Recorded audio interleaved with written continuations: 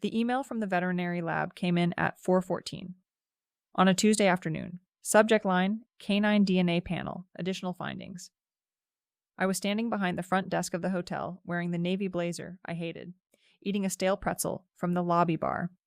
I opened the attachment expecting to read that our rescue mutt had some Australian shepherd and maybe a little pit. The report had my dog's breed breakdown on page 1. On page 2, a note. The saliva sample submitted contained a second human DNA profile in sufficient quantity for incidental analysis. Would I like to be contacted regarding a partial familial match flagged in their cross-reference database? I read it 4 times. My husband had swabbed the dog. He'd insisted on it, actually. Said he wanted to know what Biscuit was before we got pet insurance. He did the cheek swab himself, in the kitchen, while I was at a zoning meeting. And somewhere in that process, his own saliva had ended up on that swab. And somewhere in their database, another sample was waiting that shared enough markers to make a machine flinch. I called the number at the bottom of the report. A very careful woman named Denise told me the match was a minor child. Sample submitted 11 months earlier. Paternity confirmation case, Tucson area. I said thank you. I hung up. I walked into the back office behind the front desk. I closed the door. I sat down in the rolling chair. And I did not cry. To understand what I did next, you have to understand the 33 years that came before that email, and the marriage that was already sitting crooked on its foundation, and the woman I used to be before I learned that a dog's spit test could end a man's entire life. My name is Priya Okafor. I'm 33. I'm the general manager of a boutique hotel on the east side of Tucson. 94 rooms, a courtyard with a fountain shaped like a saguaro, a rooftop bar that does a decent mezcal flight.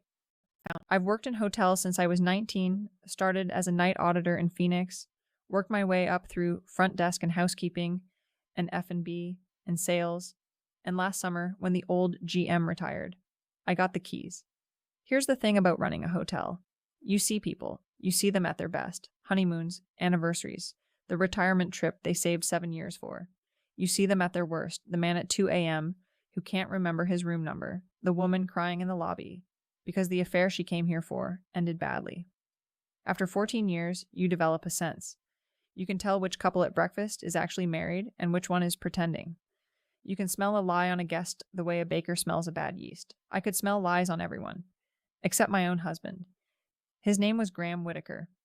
He was 36. He is a commercial real estate guy, specialized in light industrial properties in the Tucson and Phoenix corridor. We met at a Chamber of Commerce mixer when I was the sales manager and he was trying to get his firm onto our preferred vendor list. He had this habit of tilting his head when he listened, like whatever you were saying was the most fascinating thing he'd heard all week. I fell for the head tilt. I married the head tilt. 3 years of dating, a small wedding at the Botanical Gardens, a little adobe house on Kolb Road. We had Biscuit. We had a garden with 2 tomato plants that never produced tomatoes. We were fine. My grandmother, my father's mother, who came over from Lagos in 1974 and outlived 2 husbands and never got quieter about any of it, used to say something in Yoruba that translated roughly as, a kitchen that is quiet in the morning is cooking something at night.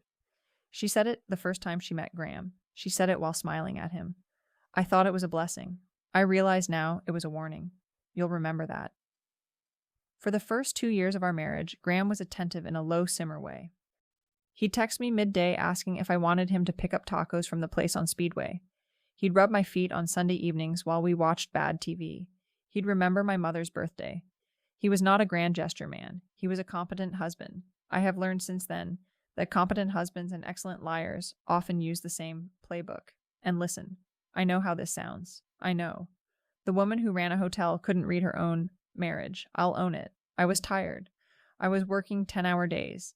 And Graham was traveling for site tours 2 and 3 nights a week. And when he was home, he was present enough that I never had to look hard. I didn't want to look hard. Nobody wants to look hard. The first small change came in March of last year. Graham got a new gym bag, not remarkable on its face. He'd been going to a gym on Broadway for years. What was remarkable was that the new gym bag smelled very faintly like a perfume I'd never smelled on him before. Sandalwood, and something citrus, with a powdery base note underneath, like talc that had been sitting too close to a cedar drawer. I knew that smell the way a hotelier knows the smell of every product she stocks. I could have walked into any Nordstrom in Arizona and found that bottle in under a minute. It wasn't on any of our shelves. It wasn't in our car. It wasn't in my drawer. I unzipped the bag one Thursday morning while he was in the shower, and the smell bloomed up at me. Warm, as if whoever wore it had been in that bag yesterday, not a month ago. Underneath, I could feel the grainy shift of a little sand caught in the seam, the cheap slick of a plastic water bottle rolling against a gym towel that did not smell like our detergent. I zipped the bag back up. I asked about the perfume at breakfast. He laughed. He said the trainer he was working with had a scented spray she used on the equipment. I filed it away. I was going to become very good at filing things away. In April, his phone moved. For 5 years, he'd charged it on the nightstand on his side of the bed, face up. In April, it started living face down on the kitchen counter at night. When I asked, he said his mother kept calling early and waking him up. His mother had been calling for 9 years. This had never been a problem before. In May, he started working out at 5:30 in the morning instead of after work. He said the light was better. The light. For lifting weights indoors, I said okay. In June, he came home with a haircut I didn't recognize and a pair of jeans I hadn't picked out. He said a guy at the office had recommended a new barber. He didn't mention the jeans. He also stopped kissing me when he left the house. Just a touch on the shoulder, a little squeeze. I told myself we'd just hit the phase of marriage where the kisses became squeezes. I remember standing at the sink one Saturday morning, rinsing a coffee mug, a thick stoneware one with a chipped rim, a wedding gift from a cousin I don't speak to anymore, listening to the hollow rumble of the garage door closing, the hiss of the old water heater kicking in, the tick of Biscuit's nails on the tile as she patted in looking for a crumb. I remember the weight of that mug in my palm, the warm ceramic, the thin ring of coffee oil on the inside. I couldn't quite scrub loose. I remember thinking, Priya, something is wrong. And then I rinsed the next mug, and the next, and I told myself, the sound of a house in the morning was supposed to be comforting. Remember the mug. It matters later. In July, the lawyer emailed. Not about my life, about work. He represented a commercial landlord we were negotiating a long-term lease extension with, and in the course of pulling title and zoning records for our due diligence, he mentioned in passing that my husband's firm had recently been flagged in a county filing for a property I'd never heard of. He assumed I knew. I said yes, of course, laughed it off. I wrote the address down on a sticky note. I said yes. I stuck it to the inside cover of my daily planner. I didn't look at it again for 3 weeks. In August, Biscuit started growling at Graham's gym bag. Biscuit is the sweetest dog on earth. She will lick the face of a meter reader. She growled at a navy blue duffel bag in our bedroom, low in her throat, the kind of sound I'd only ever heard her make at a coyote in the wash behind the house. Graham laughed. He said dogs were weird. I agreed. That Sunday morning, I decided to do one small thing. I didn't tell him. And that one small thing broke everything open. I asked him to do the dog's DNA test. I said I wanted to know what Biscuit was. I didn't want it. I had no curiosity about Biscuit's lineage. What I wanted was Graham's cheek swab on a stick in my hand. I wanted a biological sample of my husband in a controlled environment, for reasons I could not have articulated out loud. He did the swab on the dog. He did it in the kitchen. He hummed while he did it, some country song he'd started listening to that year, which was also new, which I had also filed away. And he did not know that I watched him touch his own lip with his thumb, then handle the swab, then press the swab into the little tube, then seal it. The next Tuesday, the email came. The lab told me about the baby on a Tuesday. On Wednesday morning, I got up at 5 a.m., made Graham coffee, kissed the top of his head while he scrolled his phone, drove to the hotel, parked in my reserved spot, walked into my office, closed the door, and started searching public records. Here's what I knew from 14 years in hospitality. Every property, every deed, every LLC, every mortgage is on file somewhere. Pima County has a public records portal. The Arizona Corporation Commission has an LLC database. The Secretary of State has filings. The assessor has tax records. It's all free, all of it. If you know how to read it, a stranger's entire financial life is available in a browser window. I knew how to read it because I'd spent a decade reading commercial leases, title histories, and hotel ownership structures. I wasn't a lawyer. I wasn't an investigator. I was a hotel manager who'd learned to look at paperwork because nobody else would. The address on the sticky note, the one the lease lawyer had mentioned in July, was a single-family home on the east side of Tucson in a neighborhood called Sabino Terrace. It was held by an LLC called Casa Verde Holdings. Casa Verde Holdings had 2 members listed, Graham Whitaker and a woman named Camila Reyes Whitaker. Whitaker. I sat in my office chair and I read that name, and I said, out loud, to no one, well, hell. I spent the next 6 hours in that chair. I pulled every filing I could find. Casa Verde Holdings had been formed 2 years earlier. The Sabino Terrace house had been purchased 14 months ago for $341,000 cash. A second property, a small stucco duplex on the south side, had been purchased 8 months ago for $186,000, also cash. A third property, a piece of raw desert land outside Marana, had been acquired at a trustee's sale the previous November. There were 11 filings total under my husband's name, or Casa Verde's, that I could not account for. The total value of the properties, based on assessor records, was $527,000. $527,000. My husband, who told me we couldn't afford the kitchen renovation I'd wanted, who said we should wait another year on having a kid because the market was soft, who had, at some point in the last 2 years, moved more than $500,000 into a life I'd had no idea existed. And Camila Reyes Whitaker.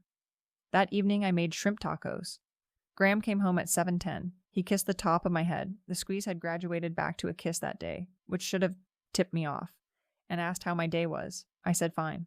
That day. I asked how his was. He said busy.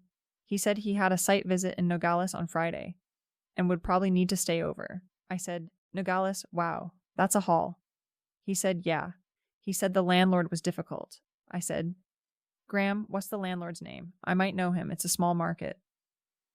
He paused for half a second. He said, Mike? I said, Mike what? He said, Mike Alvarez. I smiled. I said, huh? I don't know him. He said it's a new relationship. I said, well, good luck. I asked him to pass the lime. There was no Mike Alvarez in Nogales that owned anything Graham's firm would have been working on. I checked that night from bed on my phone while he slept beside me with his phone face down on the nightstand. The next morning I called a divorce attorney. Her name was Fernanda Ortiz Whitfield. She'd been recommended to me 2 years earlier by a coworker whose sister had gone through a brutal split. I'd saved the number in my phone under dentist follow-up because even then, some part of me knew. Fernanda met me at a coffee shop on Grant Road. I brought a folder. In the folder, the lab report, the LLC filings, the deed records, the sticky note with the original address. Fernanda looked at the folder for about 4 minutes. Then she looked up at me over the rim of her reading glasses. She said, Priya, I need to ask you something, and I need you to answer honestly. Do you want to save this marriage? I said no. She said good, because this isn't a marriage. This is a crime scene, and you brought me the paperwork. I started laughing. I couldn't stop. The barista looked at me. I laughed until I cried, and then I stopped crying, because I didn't have time to cry. Fernanda laid it out. Arizona is a community property state. Every dollar Graham had hidden was, legally, half mine.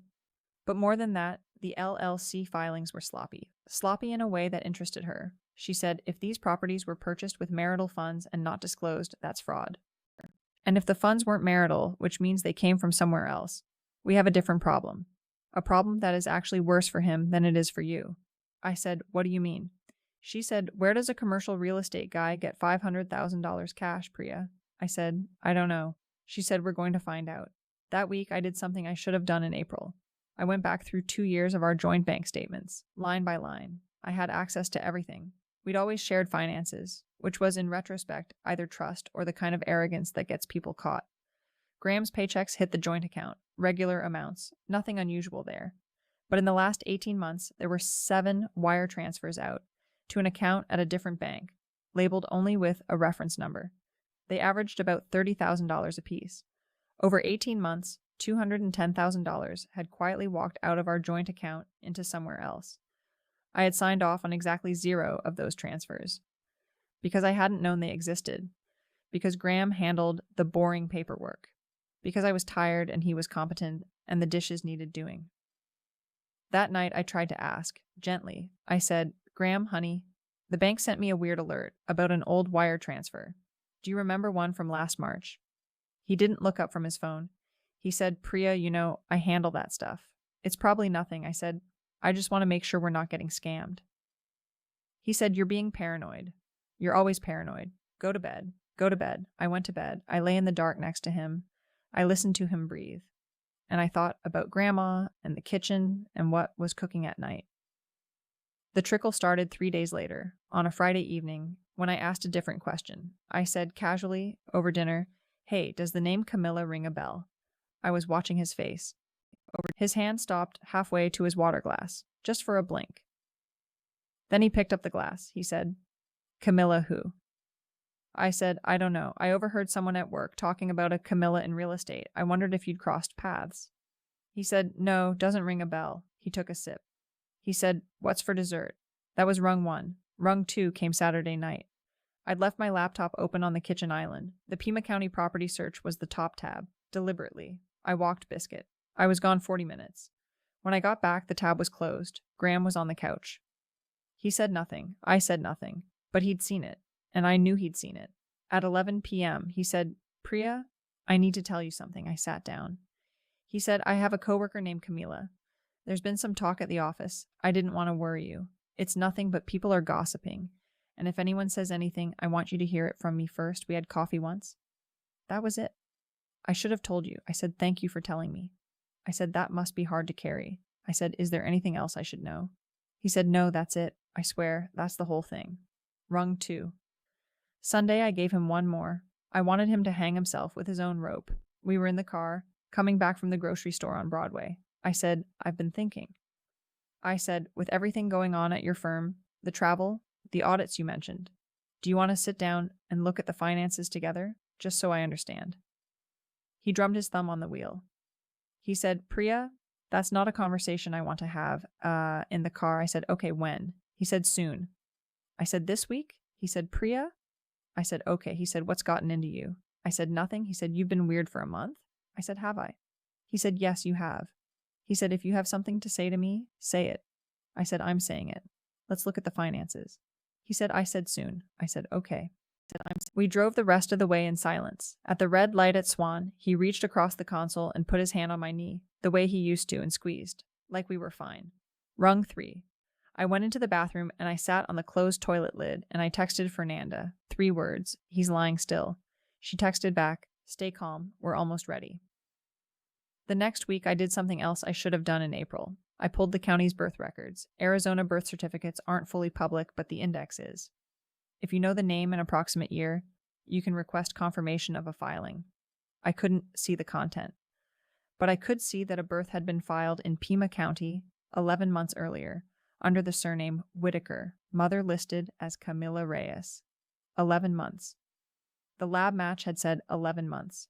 The baby, a girl according to the indexed entry, was named Sofia.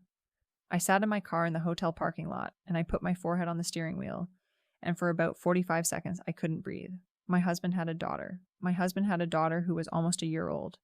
My husband had held that baby, named that baby, bought that baby's mother a house while lying next to me every night and telling me we should wait another year. I drove back inside. I finished my shift. I smiled at 3 sets of guests. I approved a comp for a couple whose AC had failed. I went home. I made pasta. I asked Graham how his day was. He said fine. I said mine was good too. The mask was on. It had been on for years apparently. I could wear one too. The next Monday I met with Fernanda again. I brought more paper. She brought a paralegal and a yellow legal pad already half full. She said, "Priya, here's what we're going to do, and you're going to decide if you have the stomach for it." She laid out the plan. Step 1, file the divorce quietly, under seal where possible, with an emergency motion to freeze assets. Quietly. Graham would be served at his office on a Friday afternoon. Friday because the banks close at 5 and he wouldn't be able to move money over the weekend. Step 2, simultaneously, file a public records request with the Pima County Assessor, the Recorder, and the Arizona Corporation Commission for the complete history of every filing associated with Graham Whitaker and Casa Verde Holdings. Public records requests are public. The request itself becomes a document anyone can see, which meant any journalist, any competitor, any business partner who went looking, and people would go looking, could see it. Step 3, and this was Fernanda's favorite, cross-reference the funds used to purchase those properties against a subpoena of Graham's firm's escrow accounts. Because Fernanda, looking at the timeline, had a theory. The $30,000 wires from our joint account didn't add up to $527,000.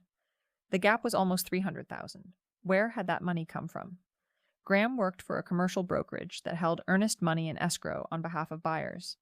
He was not supposed to have signatory authority over those accounts. He was supposed to have access only for administrative processing. If he had dipped into those funds, even temporarily, even with the intent to replace them, that was not a divorce issue.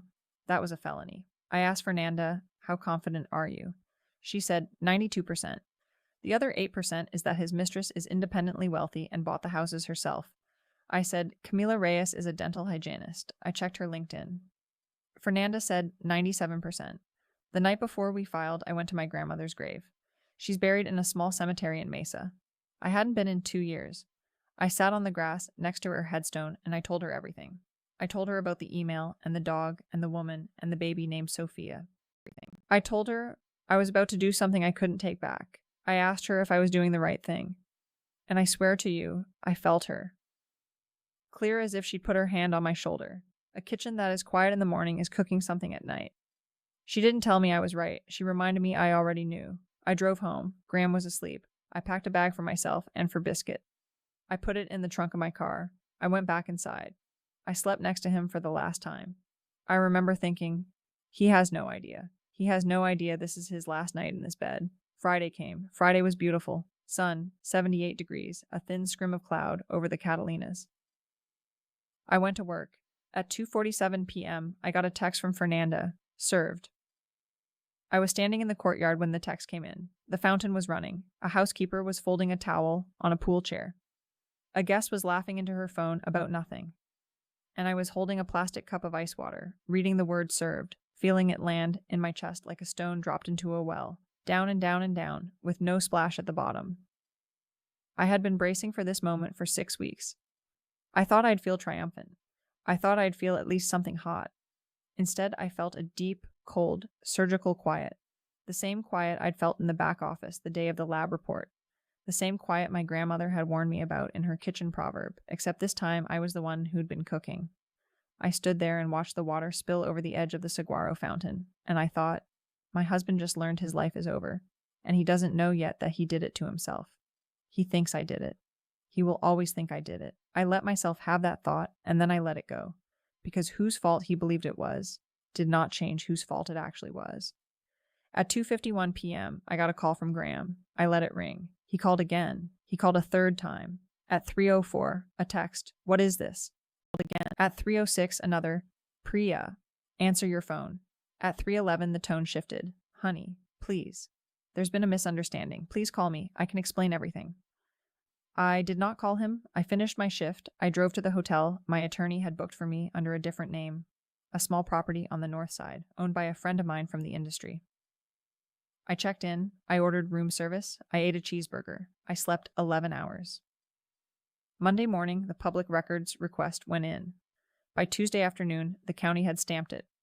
By Wednesday morning, a reporter from the Tucson Sentinel, a local business blog, had picked it up off the public filings feed, because reporters do, in fact, read those feeds.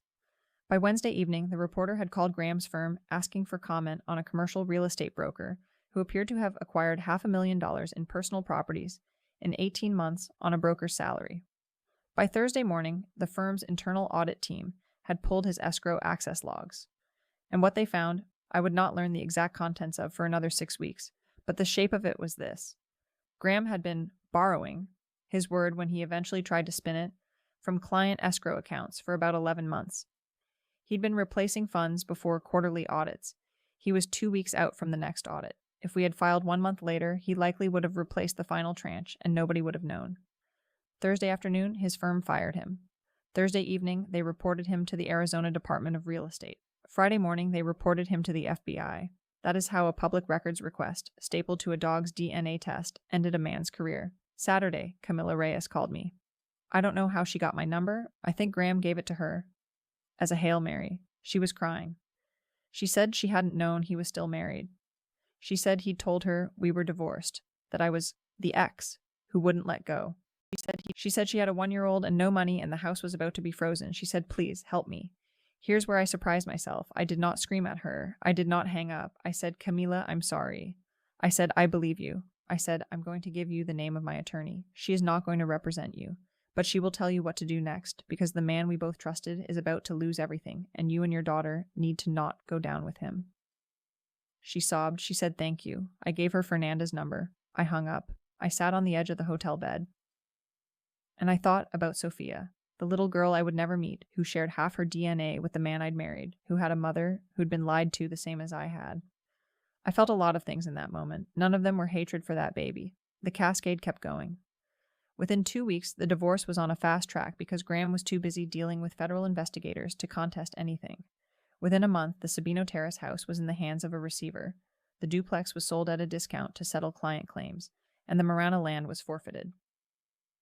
Within 4 months, Graham had taken a plea. I won't tell you the exact terms, but he is currently doing federal time in a facility outside Phoenix. 18 to 36 months, restitution ongoing. Camila and Sofia moved to Albuquerque, where she has family. She sends me a Christmas card every year. I do not know why. I keep them. The coworker at Graham's firm, who had covered for his travel, an older guy named Dale, who told me Graham was out on a site visit more times than I can count, lost his job too, in the internal house cleaning. Graham's mother, who I suspect knew more than she let on, stopped calling. Graham's brother called me once to apologize. I accepted the apology. I did not invite him over. Graham wrote me a letter from the federal facility about 5 months in. 8 handwritten pages. He said he'd lost his mind. He said he'd wanted to feel successful. He said Camila had been an accident. Sofia had been an accident. The money had been an accident. The houses had been an accident. Everything apparently was an accident. I read it twice. I did not write back. I put it in a box in the garage with the rest of the paperwork from that year, and I closed the box, and I have not opened it since. The hotel was good to me. They were very good to me. My regional VP flew down the week everything broke to sit with me in my office and tell me my job was safe. My reputation was intact, and if I needed leave, I could take it. I didn't take it. I needed the work. I needed the lobby, and the fountain, and the rooftop bar, and the 200 little problems a day that were somebody else's. My grandmother used to say that thing about the kitchen. I think about it every morning now, while I make coffee in the little apartment I moved into after the adobe house on Kolb Road sold. I think about what's cooking, and I think about whether I'm paying attention. I've been paying attention. Last month, a man I've been seeing, his name is Idris. He's a landscape architect. He has a laugh that starts in his shoulders. Asked me if I'd ever thought about going back to school. I told him I'd always wanted to do a hospitality master's. I'd parked the idea when I got married because Graham said we couldn't afford it. It turns out we could have afforded it 11 times over. I started the application last weekend. Biscuit is asleep on the rug. The kitchen is quiet. But it's quiet because nothing is cooking at night. Not anymore. It's 4:14 on a Tuesday afternoon. My phone is on the counter, face up, and nobody's going to send me a lab report tonight.